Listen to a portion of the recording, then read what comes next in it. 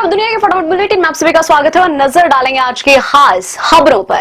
रूसी राष्ट्रपति Vladimir Putin 4 दिसंबर को 2 दिवसीय दौरे पर दिल्ली पहुंचेंगे। पुतिन को स्तरीय सुरक्षा मुहैया कराई जाएगी। रूसी राष्ट्रपति के विस्तृत यात्रा कार्यक्रम को अंतिम रूप दे दिया गया है, लेकिन कड़ी सुरक्षा के कारण ठहरने के स्थान का विवरण सार्वजनिक नहीं किया गया है।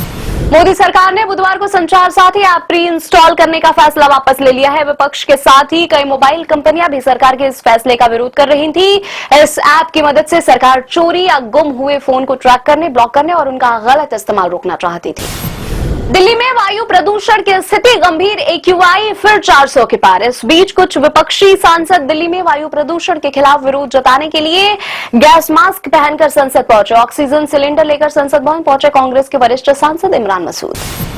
दिल्ली एमसीडी उपचुनाव में भाजपा को लगा बड़ा झटका। पार्टी 12 में से 7 सीटें जीतने के बाद भी 2 सीटों के नुकसान में रही। आपको मिली 3 सीटें। कांग्रेस का भी खाता खुला। चांदनी महल सीट पर निर्दलीय मोहम्मद इमरान की जीत।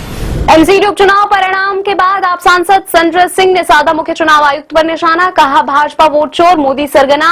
ज्ञानेश कुमार मुख्य चुनाव आयुक्त। बांग्लादेश की सेना के पूर्व ब्रिगेडियर अब्दुल्लाहिल अमाल आजमी ने भारत के खिलाफ जहर उगलते हुए कहा, जब तक भारत टुकड़ों में नहीं बंट जाता बांग्लादेश में पूरी शांति नहीं आएगी। सीजेआई सूर्यकांत की बेंच के सामने महिला वकील का हाई वोल्टेज ड्रामा। महिला अचानक बिना किसी फाइलिंग के बेंच के सामने पहुंच गई और अपने दोस्त की कथित हत्या का उल्लेख करने लगी। जब बेंच ने मार्शल बुलवाए तो महिला और भड़क गई। कांग्रेस प्रवक्ता रागिनी नायक ने सोशल मीडिया प्लेटफॉर्म एक्स पर प्रधानमंत्री नरेंद्र मोदी का एक AI वीडियो शेयर किया। 6 सेकंड के वीडियो में पीएम मोदी को वैश्विक मंच पर चाय वाले के तौर पर दिखाया गया है। उनके एक हाथ में चाय की केतली है और दूसरे हाथ में ग्लास है। भाजपा प्रवक्ता शहजाद पूनावाला का पलटवार। नामदार कांग्रेस ओबीसी समुदाय से आने वाले कामदार प्रधानमंत्री को बर्दाश्त नहीं कर पा रही है। बंगाल के शिक्षा मंत्री ब्रत्य बसु ने कोलकाता उच्च न्यायालय की खंडपीठ के फैसले पर कहा, सत्य की जीत हुई है। 32,500 प्राथमिक शिक्षकों की नौकरियां सुरक्षित।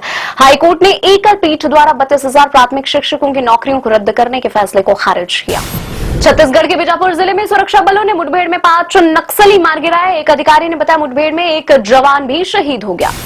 कांग्रेस संसदीय दल की प्रमुख सोनिया गांधी ने बुधवार को आरोप लगाया, प्रधानमंत्री नरेंद्र मोदी के नेतृत्व वाली सरकार ने अरावली पहाड़ियों के लिए डेथ वारंट जैसा कदम उठाया है। सोनिया ने लिखा, अरावली के 100 मीटर से कम ऊंचाई वाले किसी भी क्षेत्र में खनन को छूट दे दी गई है। दिल्ली विस्फोट मामले में पटियाला हाउस कोर्ट के स्पेशल एनआईए कोर्ट ने आरोपी जसीर विलालवानी उर्फ दानिश की कस्टडी 7 दिन और बढ़ा दी है।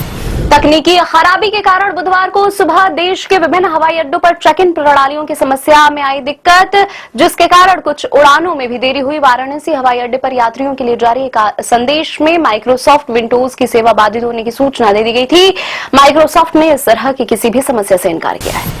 अमेरिकी संघीय जांच एजेंसी FBI ने 2017 में एक भारतीय महिला और उसके 6 वर्षीय बेटे की हत्या के मामले में वांछित एक भारतीय नागरिक के बारे में सूचना देने पर $50,000 तक का इनाम घोषित किया।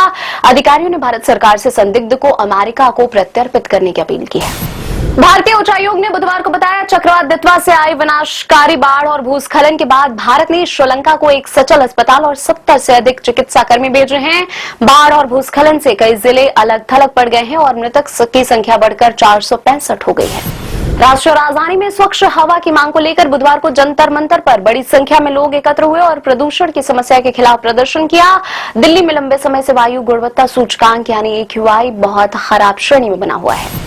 पाकिस्तान के पूर्व प्रधानमंत्री इमरान खान की बहन डॉक्टर उस्मा खान ने रावलपिंडी की अदियाला जेल में भाई से मुलाकात के बाद कहा, उनका स्वास्थ्य पूरी तरह से ठीक है, लेकिन उन्हें पृथक रूप से कारावास में रखकर मानसिक यातना दी जा रही है।